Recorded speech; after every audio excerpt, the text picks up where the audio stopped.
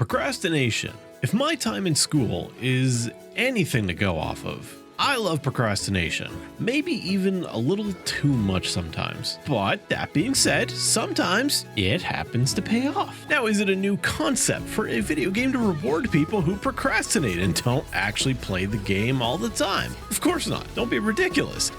Live service games have been doing this basically since their inception. However, in Genshin, procrastination is a little bit of a double-edged sword. Sometimes you come out eating real good when you put something off for a long time and it gets vast improvements. Other times, an event, for whatever reason, will require you to do multiple different days and you can't just complete it all one day. Thankfully, those events in Genshin are incredibly rare, but I myself have been almost burned by that multiple times. Although, thankfully, those events usually, the final reward is like some teapot furniture item like a flower pot or something. And I don't think most players care about that. But what are video game players, if not hoarders of items that they will probably never use? The desire to do that is practically baked into our DNA at this point. And the people who don't care about those things we often look at like they're weird. Do you think it matters that I'm only ever going to use my favorite color of Sealy Pet and that I don't actually need to collect all the colors? Don't be ridiculous. I need the whole rainbow. Missing little cosmetics like that though, probably not a big deal for maybe some of the player base. But sometimes you procrastinate a little bit too hard and then you miss an event weapon that, let's be honest,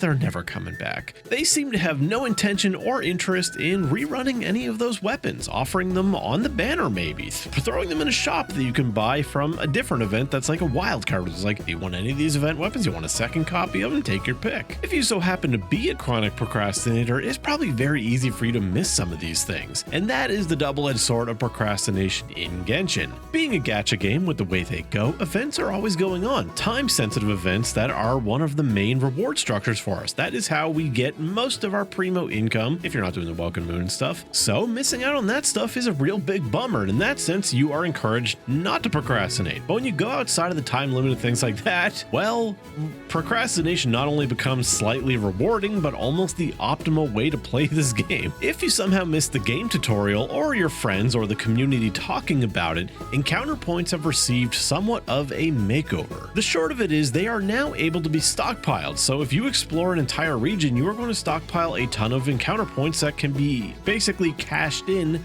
by spending your resin. Now let me just say clearly, this is an excellent change. I love it. I'm really happy with it, but did we need to go through the extra steps of exploring an entire region and stocking up encounter points just to get to the same effect that their other games like Zenless Zone Zero and Honkai Star Rail have, where you log in, spend your resin for the day, and that basically completes your dailies? The end result ends up being the same as the other two games. Genshin's just takes some extra steps to get there. And unfortunately, players who are a little bit more on top of their exploration and stuff, they don't exactly have a wealth of content to pull from to actually fuel this system.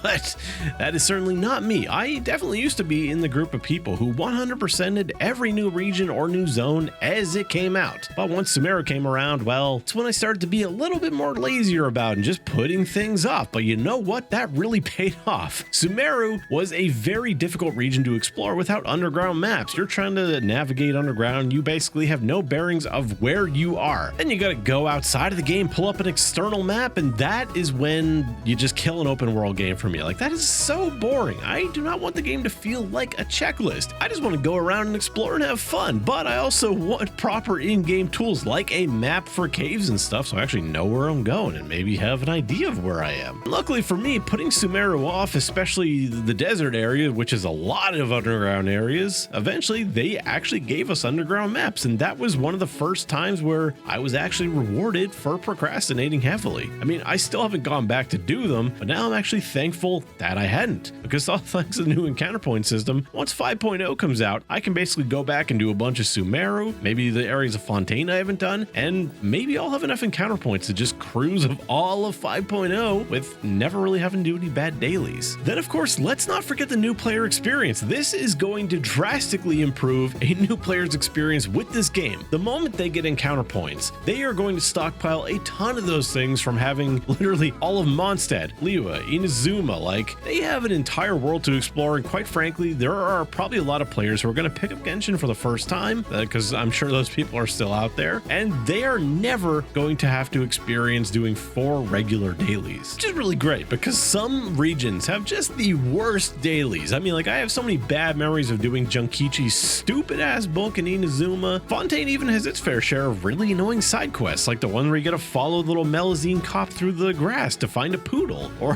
one where you gotta help the painter. Watch, it would actually be really funny if Natlin just ended up being like the best region for dailies by far. It's really just the one daily that functions like a little mini side quest where, like, you gotta talk to an NPC, they tell you to go do something, you gotta go back to the NPC. Those ones are the ones that make Genshin's dailies feel so bad. Of course, the problem is there's pretty much always one little side quest daily. It's not always just go kill a hilichurl camp or jump on some mushrooms. And the good news is, for the people who don't mind doing the simple dailies like that, even for the people who have every region 100%ed, this system is still going to be really damn good, because there are major events that can potentially give a lot of encounter points. And now that we can stock them up, we don't need to worry about when we claim the rewards. I'm gonna be like, oh damn, I accidentally just hit claim on all the primos, or I really wanted them for wishing right now and I wasted all the encounter points. That's gone. And obviously, new regions like Natlin will continue to come out. And once 5.0 releases, since the system is already in the game, everyone who's doing Natlin is going to get a large stockpile of encounter points. Then of course, events are going to keep coming out as well, and that is going to help keep you topped up on encounter points. And if you're willing to ration them out and not just use 4 every single day, well, they could probably last you a long time. And again, it's at that point that you're like, why didn't they just revamp the daily system entirely and make it exactly like Star Rail and Zenless Zone Zeros? Well, we are probably never going to have a solid answer for that. We can take guesses, whether it be pride, stubbornness, spite, maybe they just think it's better.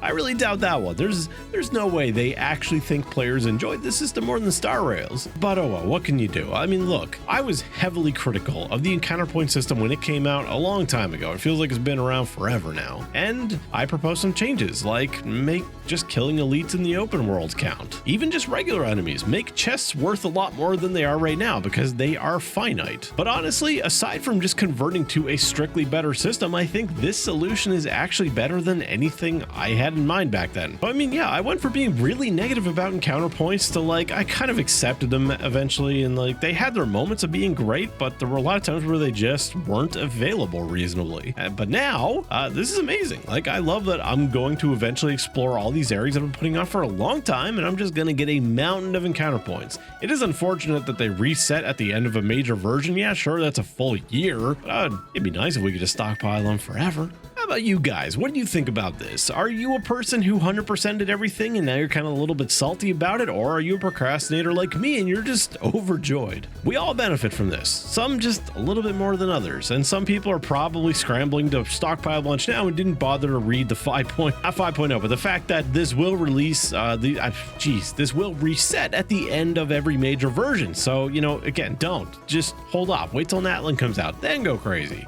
Maybe be a little bit reasonable. Natlin is going to keep releasing new areas after all, so just chill.